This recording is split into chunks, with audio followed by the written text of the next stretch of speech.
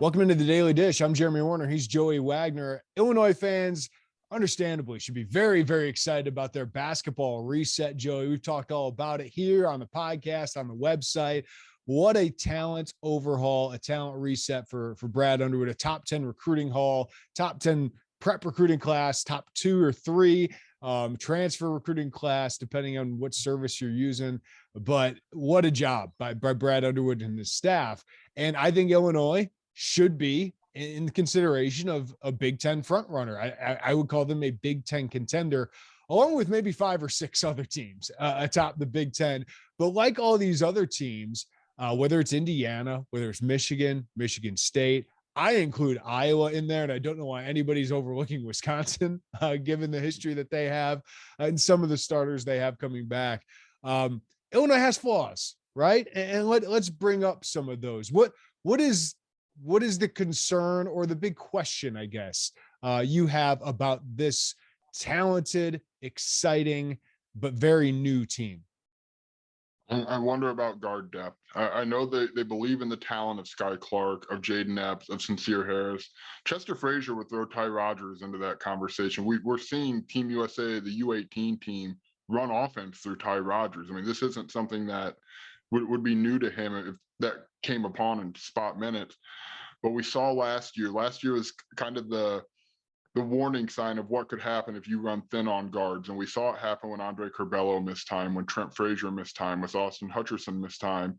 DeMonte Williams had to go in there and play point guard. And that's just not what he was asked to do often, really, if at all, outside of that stretch at Illinois. So what happens if there's an injury? What happens if, you're asking a lot of two freshmen, two very, very talented freshmen. We're speaking mostly of Sky Clark and Jaden Epps when we talk about this position. What happens if it's just a longer process to get acclimated to college basketball, or it's January and you've hit a little bit of a wall you've got to work through? Where do you turn? And as we look at this roster right now, Jeremy, it appears the attention's on the front court with there's 2 open scholarships. We think Brad Underwood likes to keep one open for possible mid-year, possible reclasses. So you're talking really about one spot, and it appears that to be in the front court, which tells us, hey, we believe in the guards. We're going to roll with it, but you gotta ask yourself what happens if there's a bump there, and what could that do to that stretch of time. Listen, I don't know if you'll ever hear Brad Underwood say this, but I think when Sky Clark came on, they said, that's our guy. Like, it's him and Jaden Epps. And if we have to, at some point, Sincere Harris, and we think Ty Rodgers can handle it in a pinch. And I agree with that. So, yeah, I think there's uncertainty about the youth.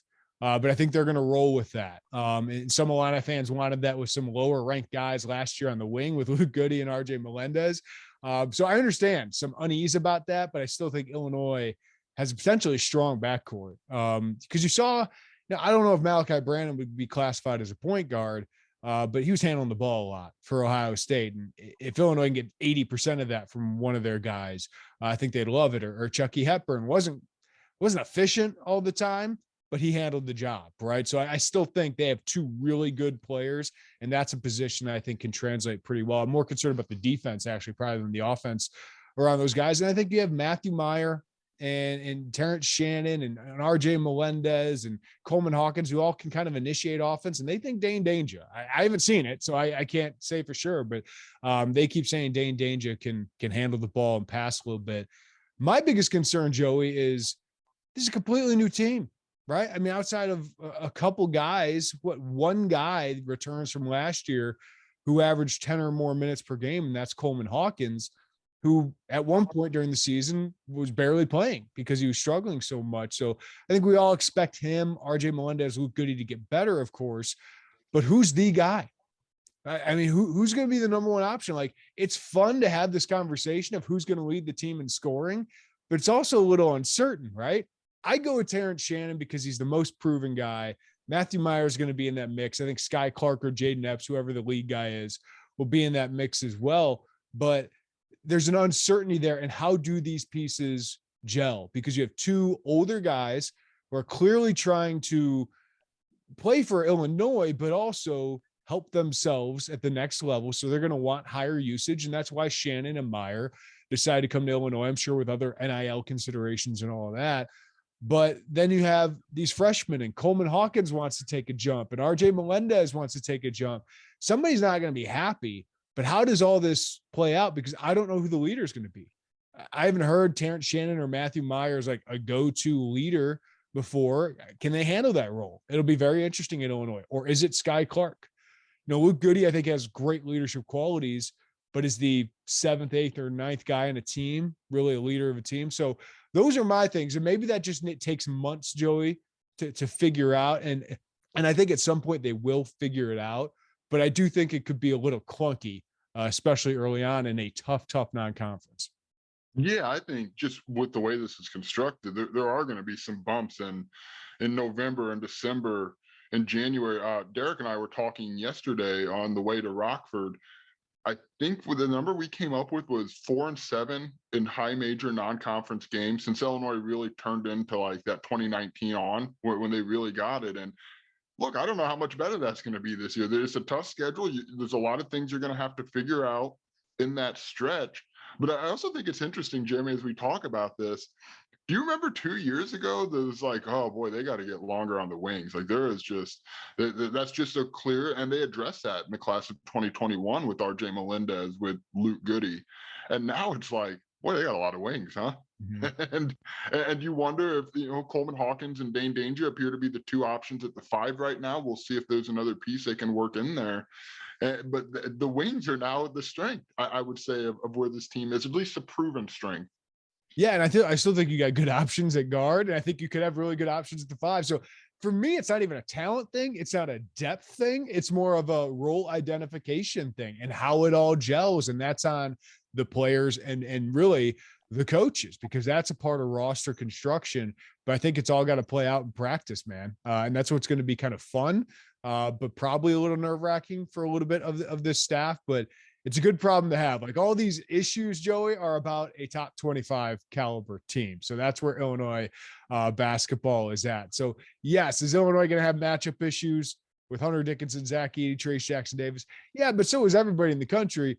Illinois is also going to pose matchup issues basically 1 through 5. Really, they could, because the talent level is up there with the best in the Big Ten. Yeah, and look, they're going to be, for as much issues as we think a Hunter Dickinson or a Trace Jackson Davis or Zach Edey can present to Illinois when those teams are on offense, you got to guard too. And that's going to be kind of the other side of this puzzle. And I know we talked about it. The Houston game feels like a whole deal there to look at and see what Houston did against Kofi Coburn and how Illinois can go about doing that the other way. So there's going to be matchup issues for Illinois. But to your point, yeah, they're going to be able to cause a lot of them. And this is a talented team. I know I'm sitting here pouring cold water a little bit on the excitement, but the talent is there, Jeremy. The versatility, the way that they want to play, the speed, the switchability everywhere, that's all there. It's just it's June 8th. And we need to see this play out a little bit. We need to see all these guys get to Champaign and get in the gym. And right now, one guy's in Mexico playing for Team USA. Like, we got to get everybody together and just see what this looks like in person. Yeah, I think all of us are really bullish on what this team can accomplish. But again, I think there's 6 or 7 teams in the Big Ten that can think they have a legit shot, but all of them have flaws. With Indiana, I think it's shooting. With Michigan, I think it's who's going to be the shooters for them, right? Like who's going to help Hunter Dickinson kind of space the floor for him? Michigan State, who's going to be the post players? So I think with a lot of these teams, there's big questions. In Illinois, it's how does all this newness gel? A lot of these other teams have a lot of guys who are coming back with defined roles. Like Illinois, for the last couple of years, you knew Ayo Dosunmu was the guy. You knew Kofi Coburn and Trent Frazier were the guys.